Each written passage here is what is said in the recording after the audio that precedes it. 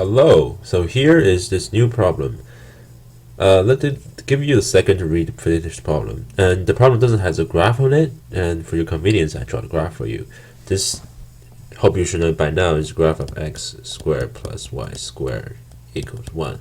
It's going to be a circle with radius 1. And now he's asking for speed. Speed is a scalar, it's not a vector, so we don't need to worry about directions at all. So let's go with here.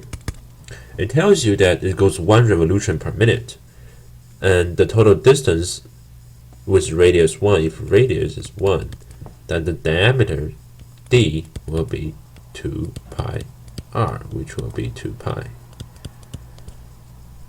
And since it goes through 1 revolution per minute, a minute will be 60 seconds. So your velocity is changing displacement over changing time. You will have 2 pi, and since it's meters over 60 seconds, it's going to be 1/30 pi meter per second. Now we're looking for the velocity vectors of 30 seconds after it passes through 1.0. Well, where's 1.0? It's going to be here. And since it completes 1 revolution per minute, a minute is 60 seconds. So when it says it's 30 seconds, the particle is going to be here. So what exactly is the velocity vector over here? We can separate into x as I and y as j. And we know that at any point the velocity will be equal to some value of I. Let's give it a plus b j. And we also know that the speed is 1/30 pi. So we know that the square root of a squared plus b squared will be 1/30 pi. Interestingly enough, if you learn physics, you know that at this point your velocities go straight down because you're just going on the edge as a line tangent to the circle, which means in this case you won't have an a. Your a will be 0 because you're only moving vertically, not horizontally. Horizontally displacement is 0. So the new v vector will be, since 0 times I will be 0,